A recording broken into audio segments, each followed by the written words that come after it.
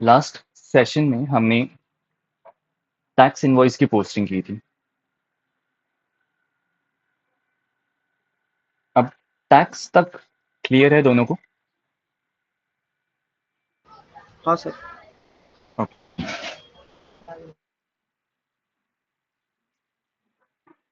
Next topic हम start कर रहे हैं विच इज FIMM इंटीग्रेशन।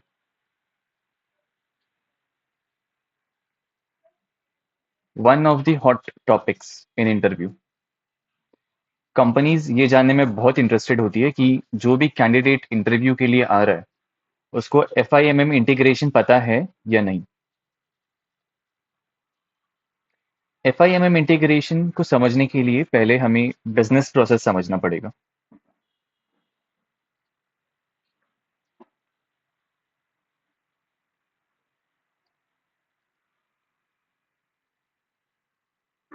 अब कोई भी बिजनेस ऑपरेट करता है तो वो क्यों ऑपरेट करता है? मेन मोटिव क्या रहता है बिजनेस का? Profit. Correct. Business operates to make profit. अब अगर बिजनेस को प्रॉफिट्स बनाने हैं तो बिजनेस को क्या करना पड़ेगा? किस? Purchase sale. Sales, right. To make profits business has to make sales.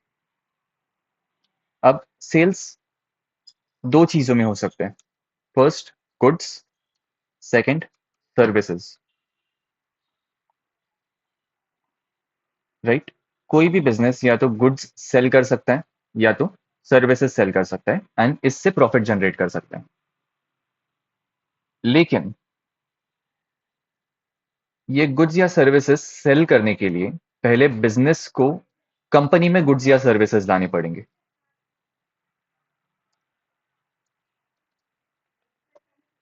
To sell goods और services company has to first bring this goods or services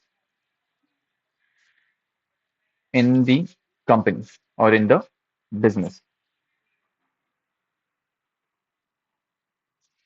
अब अगर कंपनी को ये गुड्स या सर्विसेज बिजनेस में लाने हैं तो दो तरीके हैं।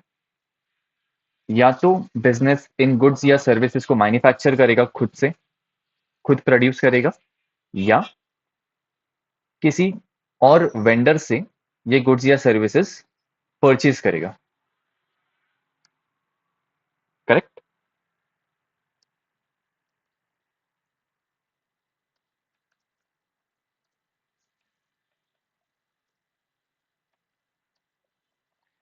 To bring those goods or services in the business, a company has to manufacture or purchase. अब this manufacturing activity is related to production planning module, SAP production planning. Purchasing activity is related to materials management module, MM. अब हम कौन सा topic पढ़ रहे हैं यहाँ पे? MM integration. FIMM इंटीग्रेशन, यानी कि ये मैन्युफैक्चरिंग से रिलेटेड है या परचेजिंग से? मैन्युफैक्चरिंग। क्यों manufacturing?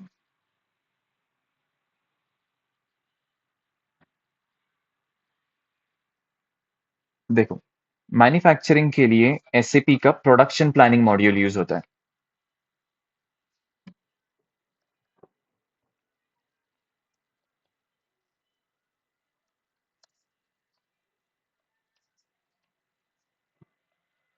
We also call it as PP. Purchasing के लिए SAP ने मटेरियल्स मैनेजमेंट मॉड्यूल दिया है। We call it as MM।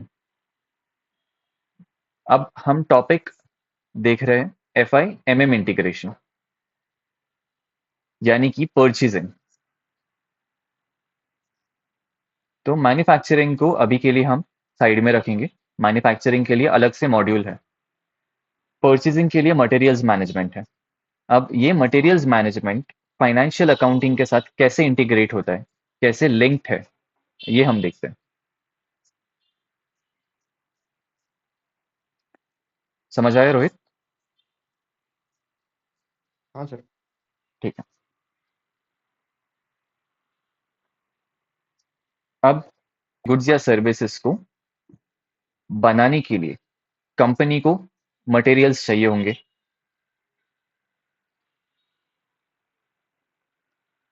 This materials, इसको हम चार मेजर कैटेगरीज में डिवाइड कर सकते हैं। First is raw materials, second is semi finished materials, third finished materials, and fourth is packing materials।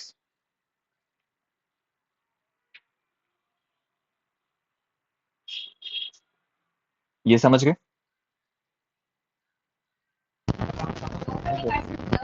Okay. अब कंपनी को कोई भी प्रोडक्ट बनाने के लिए रॉ मटेरियल्स परचेज करना पड़ेगा। रॉ मटेरियल्स में हम ये चार मेजर कैटेगरीज रख रहे हैं। कोई भी कंपनी को अगर रॉ मटेरियल परचेज करना हो तो परचेजिंग कंपनी वेंडर को इस रॉ मटेरियल के बदले में क्या देगी?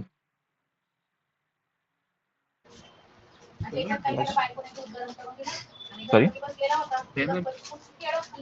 पेमेंट देगी।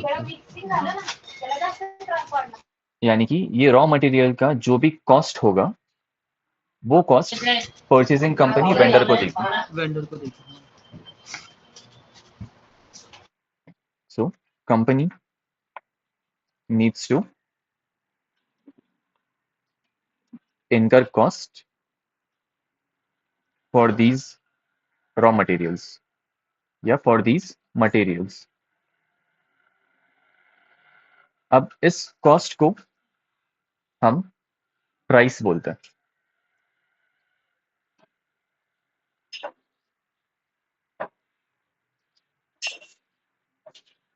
प्राइस ऑफ मटेरियल्स या प्राइस ऑफ गुड्स या price of services.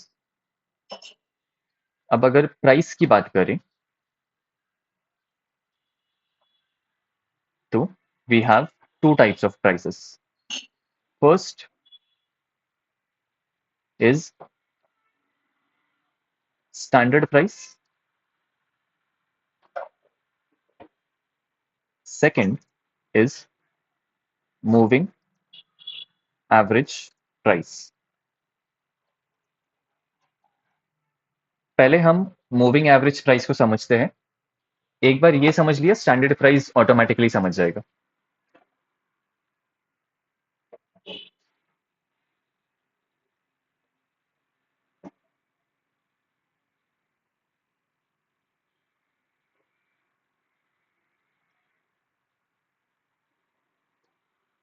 Now let us take example. Let's say milk. अब let's say you purchase 500 ml milk for 28 rupees.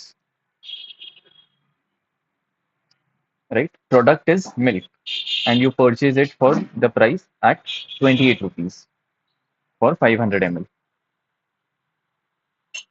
अब मिल्क अलग अलग कंपनीज बेचती है, राइट? अगर मार्केट में जाओ, we have Chitale, we have Govind, right? और कौन सी कंपनीज है?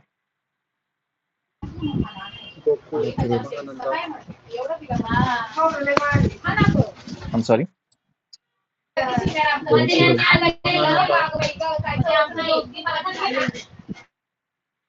ऋषिकेश, आपकी आवाज नहीं आ रही, बहुत बैकग्राउंड नॉइस है। रोहित, आप बोलो। Natural, okay, natural. देन और कोई? गोकुल काव्य, yes, Gokul. We have Katraj. कातरडी, ओके, दिस इज इनफ। अब लेट्स से कि जो चितड़े का प्राइस है for 500 ml milk, that is 28 rupees. वही गोविंद का price can be 29 rupees. Possible है ये? हाँ सर, ओके, अब लेट्स से सिमिलरली नेचुरल्स का प्राइस है 27.5 रुपीज। गोकुल का है 27 rupees and Katraj is let's say 30 rupees. Right, अब ये सारी कंपनीज सेम प्रोडक्ट बेच रहे हैं विच इज मिल्क, लेकिन इनका प्राइस अलग अलग है। राइट, एज पर द कंपनी प्राइस फ्लक्चुएट हो रहा है। Let us take one more example. Let's say lemon, नींबू। Now you purchase lemon at 5 rupees. अब ये सेम लेमन अगर आप लेट्स से मार्च टू मई के महीने में लोगे तो इसकी प्राइस 10 रुपए तक भी जाती है। राइट, अप्रैल मई जून अगर इस महीने में लोगे, अप्रैल टू जून या अप्रैल टू जुलाई, तो this can be anywhere around 7 rupees. Right, 7 या 5 to 7 rupees. And let's say कि दिसंबर टू फरवरी में इसका प्राइस 3 रुपए भी हो सकता है। पॉसिबल है ये? हाँ सर, पॉसिबल है, right? Based on the market conditions, based on the demand and supply, product के प्राइसेस चेंज होते रहते हैं। This is called as moving average price. इसी के ऑपोजिट में we have standard price.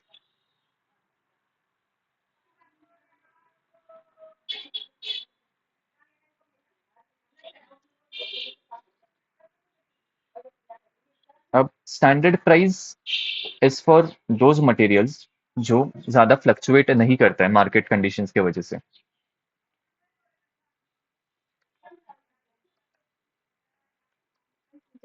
Those materials for which prices do not fluctuate very much। ठीक है, moving average price and standard price दोनों का डिफरेंस समझ गए? यस सर, अब let us continue with this moving average price. अब let's से ये तो हमने इंडिविजुअल लेवल पे देखा, right? This is 500 ml milk. अब यही अगर एक स्वीट होम है, लेट्स से काका हलवाई।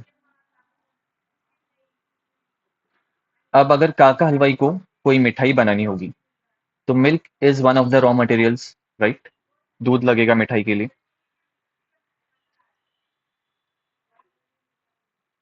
अगर काका हलवाई को मिल्क परचेज करना है तो काका हलवाई अब 500 ml मिल्क परचेज करेगा क्या? नहीं वो तो बल्क में रहता है ना। बल्क में करेगा, right? Because that is a business. तो वहां पे रिक्वायरमेंट भी ज़्यादा होगी। अब जब हम परचेजिंग की बात करते हैं या प्राइस की बात करते हैं, तो दो चीज़ें मैटर करती है। First is quantity, second is value.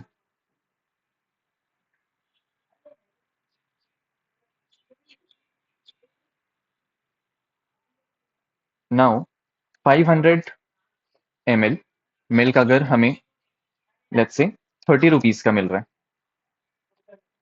काका हलवाई 500 ml मिल्क 30 रुपीज़ का परचेज करता है। अब अगर उसको बल्क में परचेज करना होगा, लेट्स से 30 लीटर्स, तो इसकी क्या वैल्यू होगी? वो एक बेस वैल्यू डिसाइड करेगा, तो सेलर है और ऊपर परचेस है, वो दोनों मतलब थोड़ा सा बेस वैल्यू है, इससे उसको भी तो ज़्यादा नुकसान ना हो ना इसको भी। नहीं, यहाँ पे हम बिजनेस डील्स की बात नहीं कर रहे। Normal calculation, mathematical calculation. 500 ml milk 30 रुपए का आ रहा है, तो 30 लीटर्स ऑफ मिल्क कितने का आएगा? This is 500 for 30 rupees, 500 ml 30 rupees, तो 1 litre is 60, 30 litres is 1800, correct?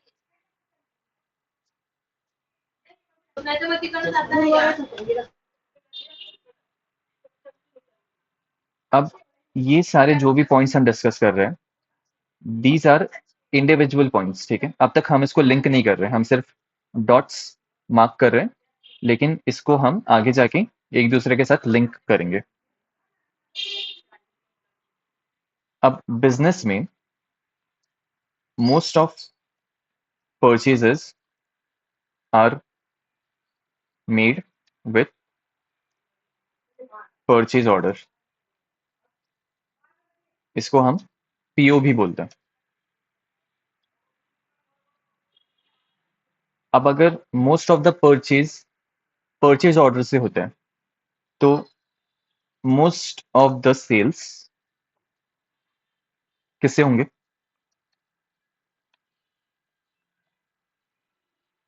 कौन से ऑर्डर से होंगे?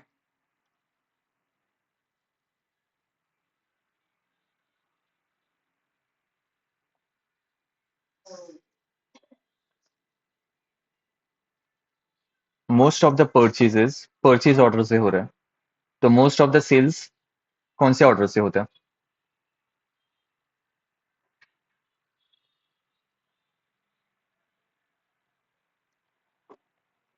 सेल्स ऑर्डर,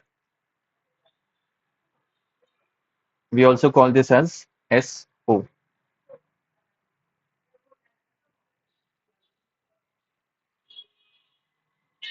अब most of the purchases in a business are with purchase orders, इसको हम PO बोलते हैं।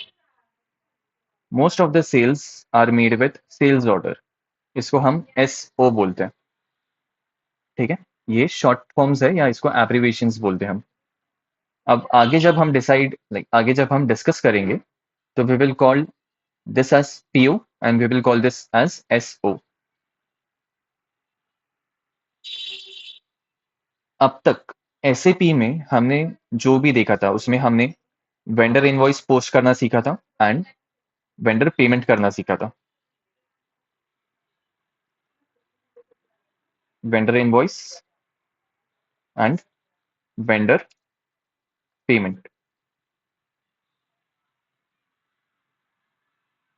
अब हमने पहले ये सीखा because we are finance consultants, लेकिन जब कंपनी ऑपरेट करती है, तो कंपनी सिर्फ फाइनेंस पे ऑपरेट नहीं करेगी, राइट?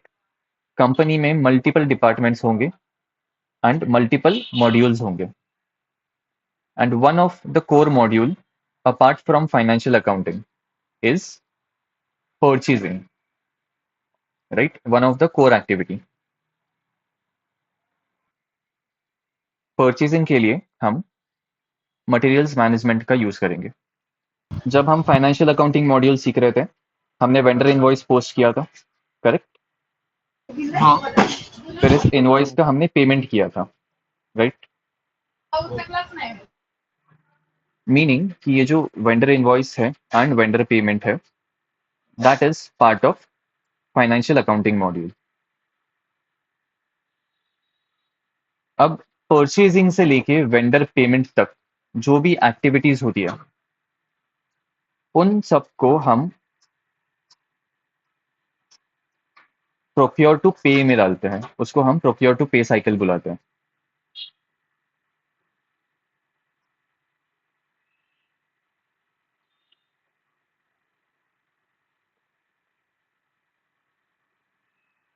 ठीक है, इसको हम पी टू पी भी बोलते हैं।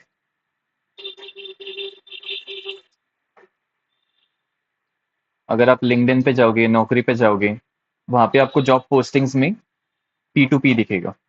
P to P, O to C, R to R. अभी हम प्रोक्योर टू पे साइकिल सीख रहे हैं, which is P to P.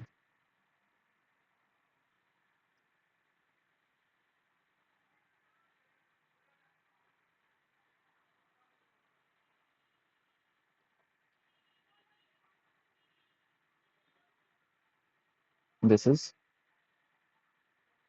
Purchase, this is for vendor invoice, and this is vendor payment.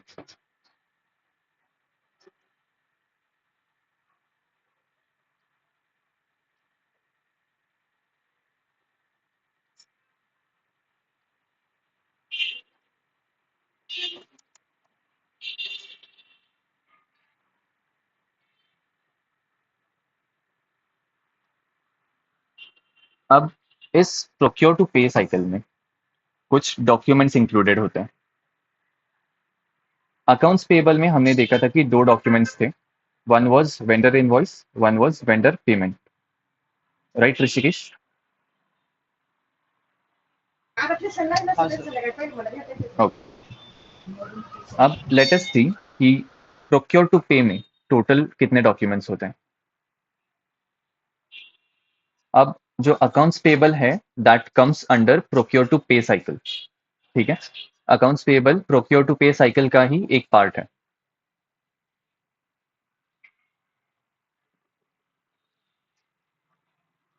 Documents in procure to pay cycle.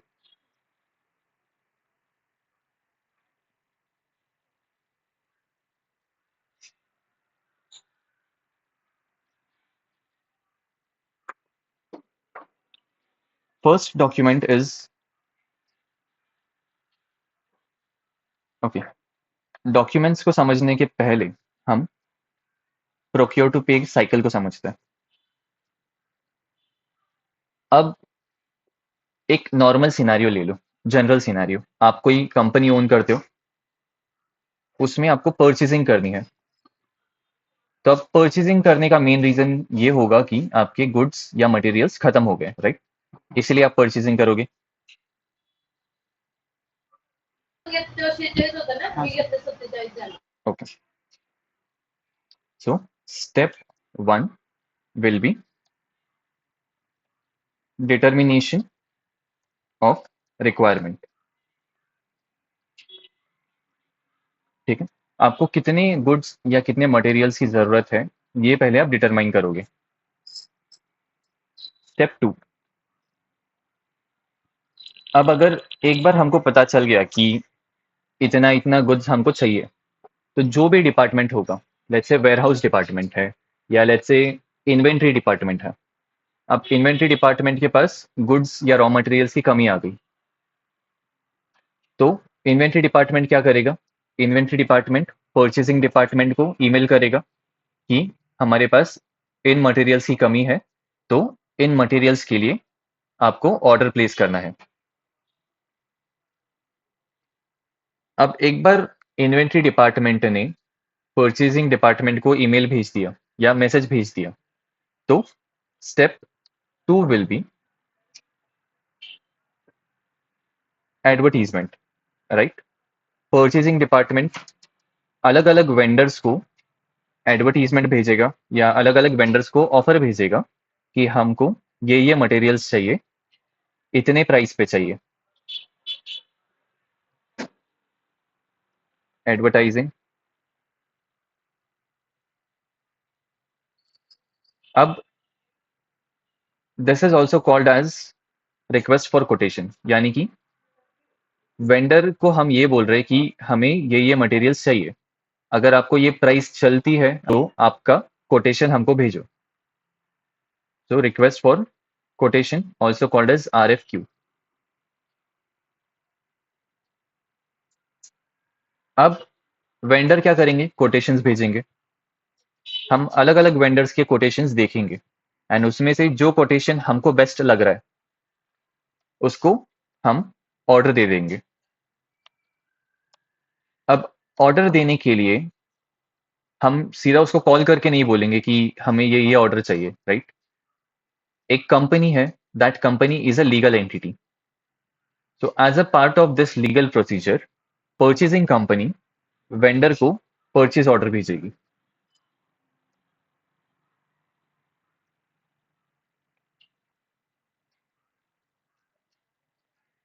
अब इस purchase order में सारी details mentioned होगी कि हमें क्या मटेरियल्स चाहिए, किस प्राइस पे चाहिए, कब तक डिलीवरी होनी चाहिए। इसको हम और डिटेल में देखेंगे आगे। अब एक बार वेंडर को परचेज ऑर्डर मिल गया तो वेंडर क्या करेगा, वेंडर परचेज ऑर्डर के हिसाब से गुड्स निकालेगा, उसकी पैकिंग करेगा एंड वो सारे गुड्स या मटेरियल्स की डिलीवरी करेगा,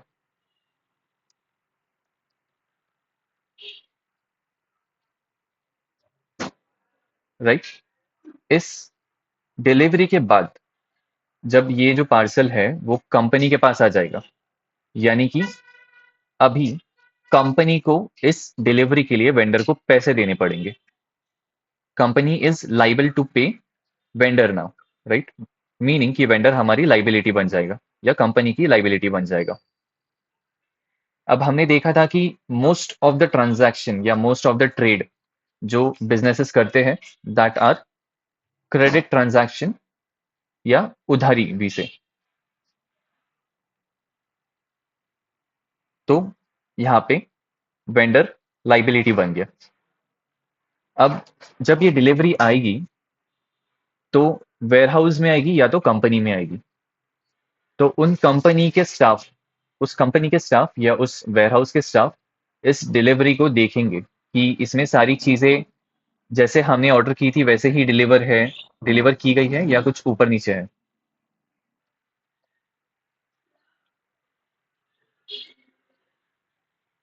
अब एक बार वेंडर को कंफर्मेशन मिल गया कि जिस भी कंपनी को मैंने गुड्स या सर्विसेज या मटेरियल्स भेजे थे उस कंपनी ने वो सारे गुड्स या मटेरियल्स रिसीव कर लिए, देन वेंडर क्या करेगा, वेंडर इसका बिल भेजेगा।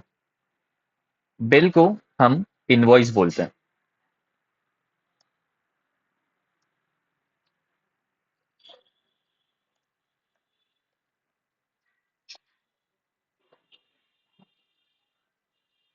Vendor will send invoice two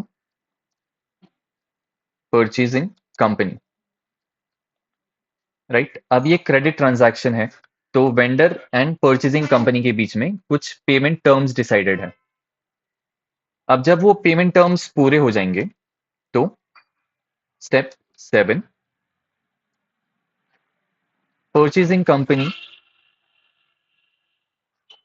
will make payment to the vendor and इसके बाद वी हैव बैंक रिकंसिलिएशन, जिसको हम BRS भी बोलते हैं। ये प्रोसेस क्लियर है दोनों को?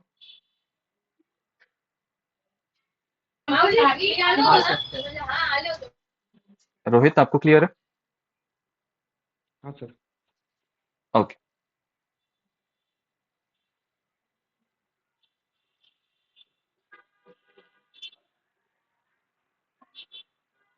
अब इस पूरे प्रोसेस में कौन कौन से डॉक्यूमेंट्स इंक्लूडेड होते हैं वो हम देखेंगे। First document is request for quotation, लेकिन ये जस्ट एक रफ डॉक्यूमेंट होता है, यहाँ पे हमारा ट्रेड स्टार्ट नहीं हुआ है, वेंडर के साथ।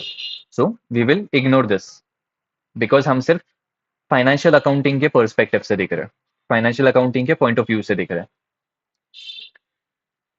Second we have this purchase order. So from the point of financial accounting, purchase order is our first document,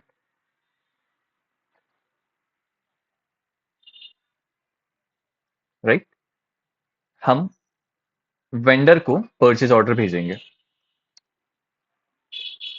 अब परचेज ऑर्डर तो भेज दिया, लेकिन यहाँ पे कोई फाइनेंशियल ट्रांजैक्शन हो रहा है क्या?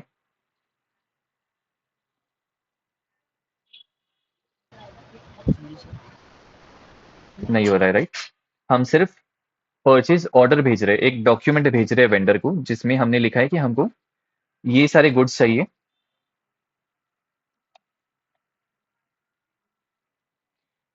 Let's say purchase order is a document that buyer sends to vendor to say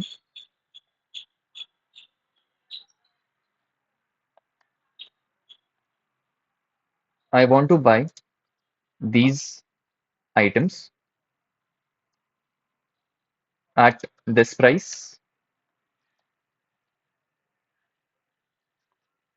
and for this much quantity.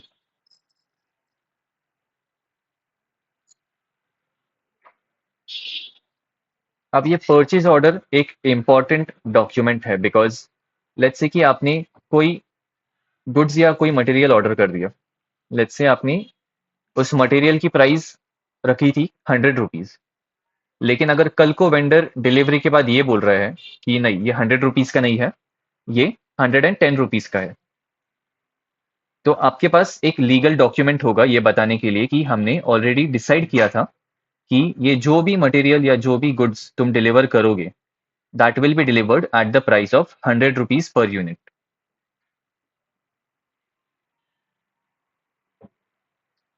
अब purchase order includes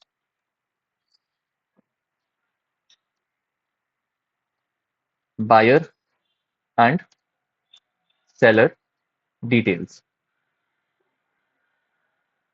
Second,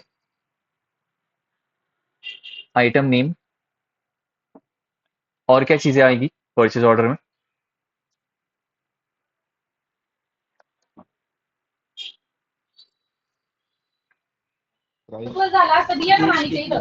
price, price, quantity. इसके अलावा we will have payment term and we will have delivery date, right? One more thing जो हम add कर सकते हैं that is PO date, purchase order की date, right? जो भी परचेज ऑर्डर होगा उसमें जनरली ये सारी चीजें इंक्लूडेड होगी। अब कंपनी के ऊपर डिपेंड करता है, अगर वो इसमें भी और कोई चीजें ऐड करना चाहे तो दे कैन ऐड। अब परचेज ऑर्डर हमने वेंडर को भेज दिया। अब वेंडर क्या करेगा? परचेज ऑर्डर के हिसाब से डिलीवरी करेगा। जो भी क्वांटिटी परचेज ऑर्डर में मेंशन्ड होगी उस क्वांटिटी में वेंडर परचेजिंग कंपनी के पास डिलीवरी भेजेगा। अब इस डिलीवरी के साथ एक डॉक्यूमेंट आएगा which is goods receipt.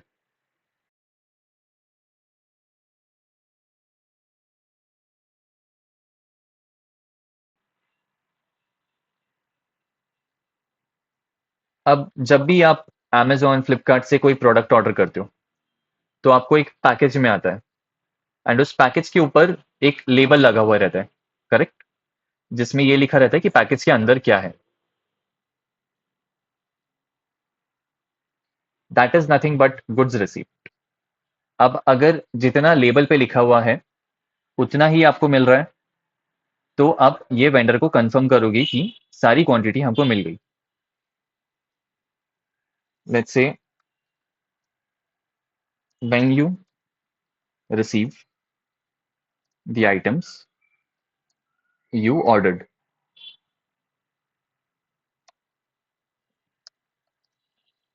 you will create a goods receipt to say we got the delivery or we got the items and here's what we received।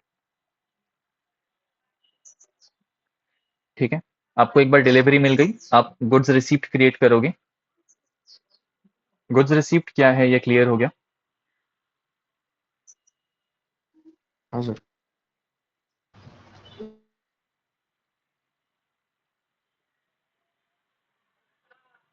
In case let's say कि आपने HP laptop से 10 laptops order किए थे, अब 10 में से आपको सिर्फ 9 लैपटॉप्स मिले हैं, तो उस केस में भी आप गुड्स रिसीप्ट भेजोगे stating that out of 10 laptops हमको 9 लैपटॉप्स ही मिले। इसके बाद वेंडर इनवॉइस रिलीज करेगा। This goods receipt is called as GR। Now third is invoice receipt, also called as IR। अब इस इनवॉइस रिसीप्ट में क्या होगा, this is a document for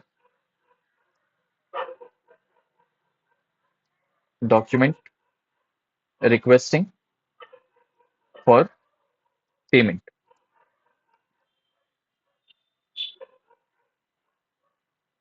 right. इस डॉक्यूमेंट में भी ये सारी चीजें होंगी। Instead of PO date it will have invoice date. Again ये जो डॉक्यूमेंट है इनवॉइस, ये कंपनी के हिसाब से डिजाइन किया जाएगा।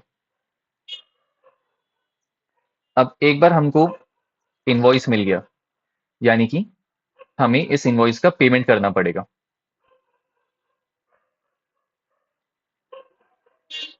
Purchasing company will make payment to the vendor.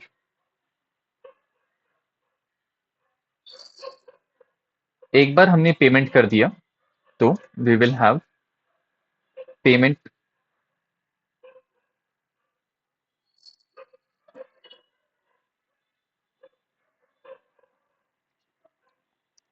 we will have payment document।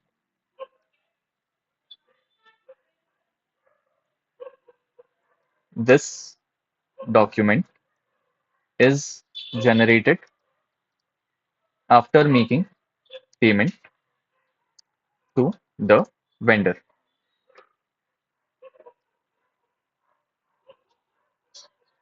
अब 4 डॉक्यूमेंट्स हैं, चारों क्लियर है आपको, दोनों को? हाँ सर, हाँ सर। या किसी डॉक्यूमेंट में कुछ डाउट है? ओके। अब अगर इसमें फाइनेंशियल ट्रांजैक्शंस हो रहे हैं, मीनिंग इसमें अकाउंटिंग एंट्रीज पोस्ट होंगे।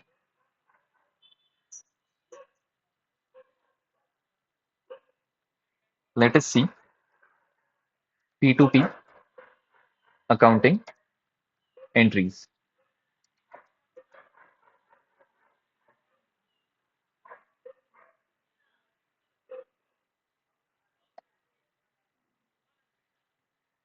अगेन पहला स्टेप हमारा था determination of requirement, then advertising. Financial accounting start होता है सेंडिंग परचेज ऑर्डर, यहां से हम फाइनेंशियल अकाउंटिंग में सीखेंगे। अब परचेज ऑर्डर सेंड कर रहे हो लेकिन यहाँ पे कोई फाइनेंशियल ट्रांजैक्शन नहीं हो रहा है, राइट। तो this is just a document, पर इसकी कोई अकाउंटिंग एंट्री पोस्ट नहीं होगी।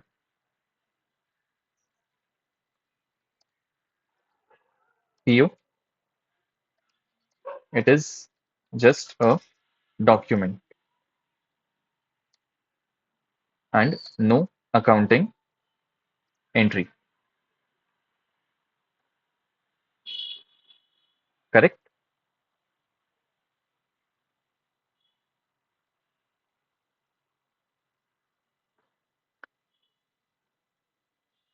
ये स्टेटमेंट जो मैंने लिखा है ये करेक्ट है या रॉन्ग है? बरोबर आहे सर. बरोबर है. ओके. अब नेक्स्ट, परचेज ऑर्डर हमने भेज दिया, वेंडर डिलीवरी करेगा एंड इस डिलीवरी के साथ we will generate goods receipt. अब एक बार डिलीवरी हो गई यानी कि वेंडर हमारी लाइबिलिटी बन गया, राइट? 10,000 का माल अगर हमने वेंडर से परचेज किया, एक बार वो माल हमारे पास डिलीवर हो गया यानी कि अब हमको वेंडर को 10,000 रुपए देने हैं.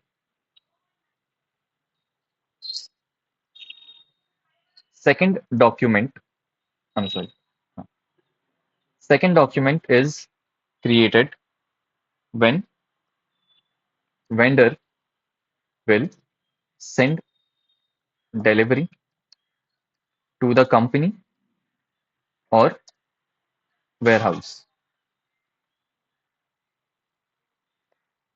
अब इस सेकंड डॉक्यूमेंट में अकाउंटिंग एंट्री होगी and the accounting entry will be purchase account debit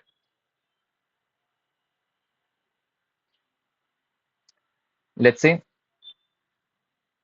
10,000 rupees का हम कुछ परचेज कर रहे हैं.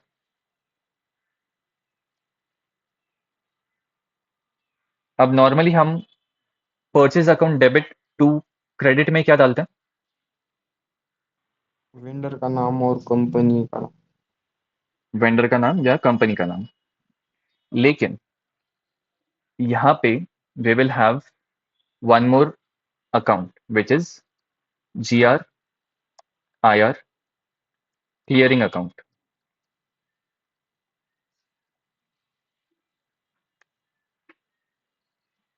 This account will get credited for 10,000 rupees. अब ये जो GRIR clearing account है ये टेम्पररी अकाउंट होता है और ये हम क्यों यूज करते हैं? बिकॉज बिजनेस में ये बहुत कॉमन प्रैक्टिस है कि वेंडर को हम गुड्स रिसीप्ट भेजते हैं, उसके 2-4 दिन बाद हमको इनवॉइस रिसीप्ट रिसीव होता है. अगर हम डायरेक्टली वेंडर की पोस्टिंग करने गए यानी कि डायरेक्टली वेंडर इनवॉइस पोस्ट करने गए तो हम GR पोस्ट नहीं कर पाएंगे, राइट? टाइम गैप की वजह से हम इन दोनों डॉक्यूमेंट्स को साथ में पोस्ट नहीं कर सकते. That is why we we maintain GRIR clearing account to eliminate the gap between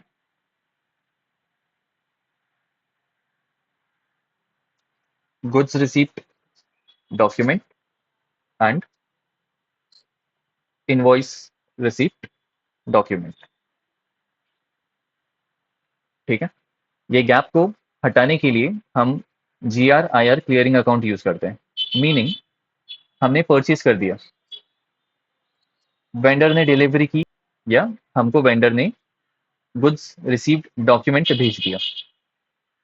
अब हमारे पास सिर्फ एक डॉक्यूमेंट है, right, which is GR. Invoice अब तक नहीं आया, तो टेम्पररीली हम GRIR क्लियरिंग अकाउंट यूज करेंगे. This is our first accounting entry in P2P cycle.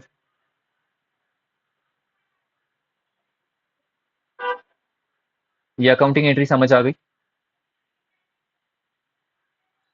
हाँ सर. ओके. रोहित, कोई डाउट? एकदा सांगा ना सर डबल. ओके, हे बघा, आपण नॉर्मल एंट्री काय करतो? Purchase account debit to vendor account credit. आता प्रोक्युअर टू पे सायकलमध्ये आपल्याकडे दोन डॉक्युमेंट्स आहेत. एक आहे goods receipt, second is invoice receipt. जर आपण directly purchase account debit to vendor account credit केलं तर जे वेंडर अकाउंट आहे ते डिरेक्टली इनव्हॉइस रिसिप्ट मध्ये जाणार. म्हणजे आपल्याकडे गुड्स रिसिप्टची एंट्री नसणार. बरोबर. हा.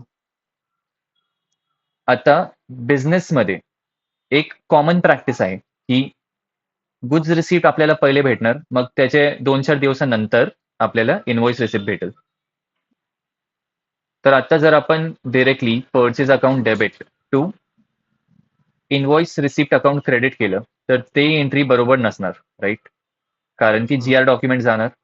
आणि जर आपण फक्त GR पोस्ट केलं purchase account debit to GR account credit तर ही एंट्री सुद्धा बरोबर नसणार, कारण इथं इनव्हॉइस रिसिप्ट जाणार. हा. तर हे जे टाइम गॅप आहे of receiving the goods receipt and invoice receipt हे एलिमिनेट करण्यासाठी आपण एक क्लिअरिंग अकाउंट यूज करतो, एक टेम्पररी अकाउंट यूज करतो, which is called as GR-IR clearing account. आता आपण एवढी एंट्री पोस्ट केली, ह्याच्यानंतर जेव्हा आपल्याला दोन्ही डॉक्युमेंट भेटेल, GR पण आपल्याकडे असेल आणि IR पण असेल, तेव्हा आपण हे टेम्पररी अकाउंटला क्लिअर करू. कळालं? हा सर, कळालं. का डाऊट्स आहे आता पण? नाही नाही. Okay. So this point, to eliminate the gap between goods receipt document and invoice receipt document, we use GR-IR clearing account.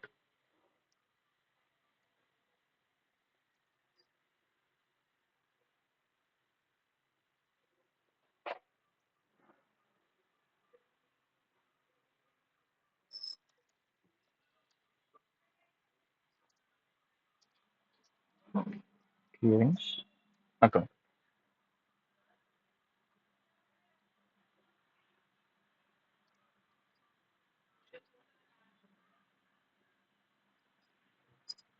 ठीक आहे. आपण हे मेंटेन केलं.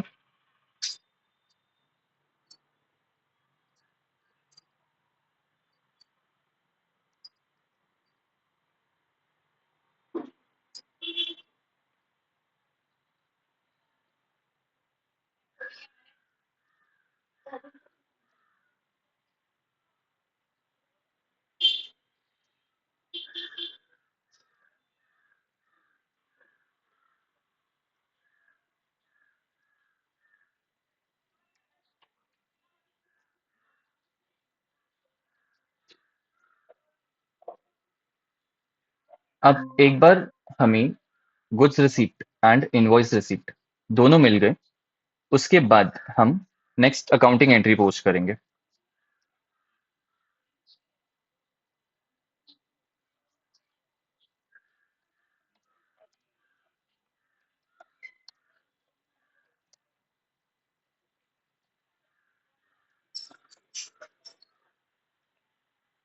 अब नेक्स्ट अकाउंटिंग एंट्री में हम ये GR-IR क्लियरिंग अकाउंट इसको नलीफाई करने के लिए, इसका बैलेंस जीरो करने के लिए इसको हम डेबिट करेंगे. GR-IR clearing account, this will be debit. पहले ये क्रेडिट में था, अब ये डेबिट हो गया for ₹10,000, right? Debit 10,000, credit 10,000. Clear हो गया ये? अब GR-IR clearing account debit to vendor. अब हम वेंडर को एज ए लाइबिलिटी दिखाएंगे.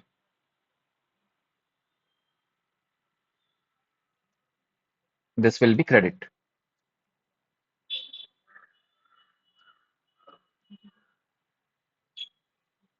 Our second accounting entry. समझ गए? हाँ सर. ओके. अगर कोई डाउट्स होंगे तो पूछो, मैं क्लियरिफाई कर दूंगा. अब वेंडर हमारा क्रेडिट है, यानी कि वेंडर को हमें पैसे देने हैं। एक बार हमारा पेमेंट टर्म कंप्लीट हो गया, लेट्स से 20 दिन का या 1 महीने का हमारा पेमेंट टर्म था वेंडर के साथ। एक बार वो पेमेंट टर्म क्लियर हो गया, तो हम क्या करेंगे? पेमेंट रिक्वेस्ट रेज़ करेंगे बैंक के साथ। हम जो भी बैंक में हमारा अकाउंट होगा, हम उस बैंक को रिक्वेस्ट भेजेंगे to make payment to this vendor.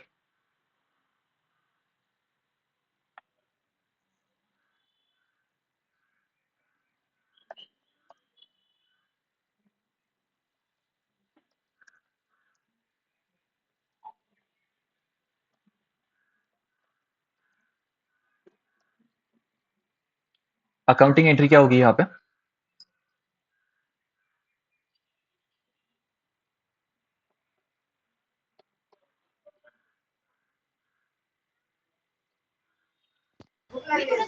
Vendor account debit to bank.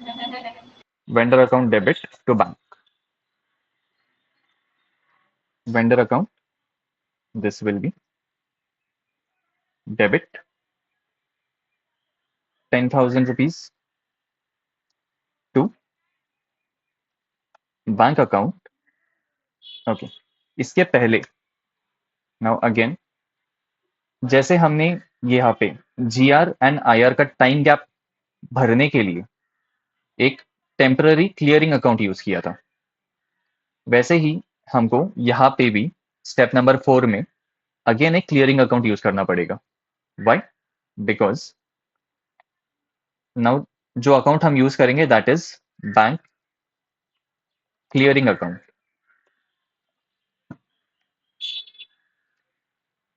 अब हमने यहाँ पे क्या लिखा था कि raise request with the bank to make vendor payment. हमने रिक्वेस्ट तो रेज कर दी है बैंक के साथ, लेकिन बैंक ने अब तक पेमेंट किया है क्या? No, right? So to eliminate the gap between raising payment request and making actual payment from bank, we use bank clearing account।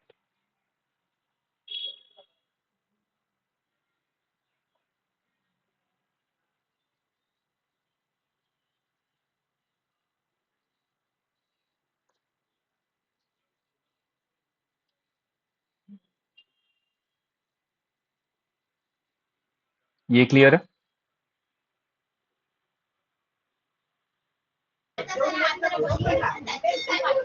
Rohit, आप?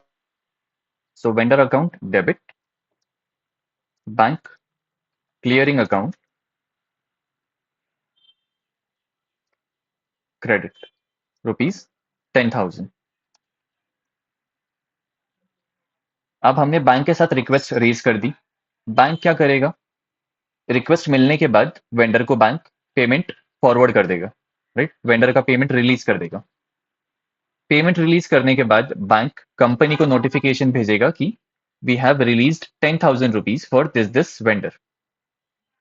जब हमको बैंक से ये मैसेज मिलेगा कि वेंडर का पेमेंट रिलीज हो चुका है, तो we will make our final accounting entry in P2P cycle, which is bank clearing account debit 10,000 rupees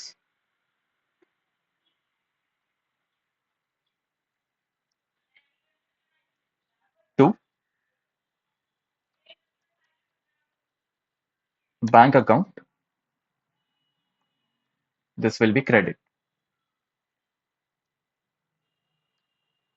again 10,000 rupees।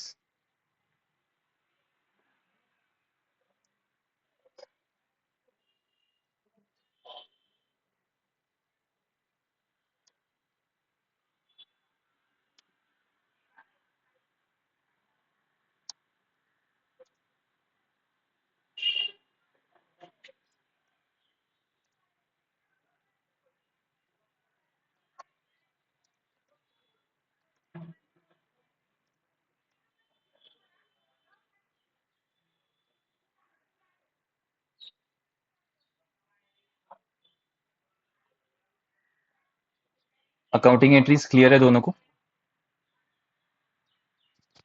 हाँ सर। Yes all right.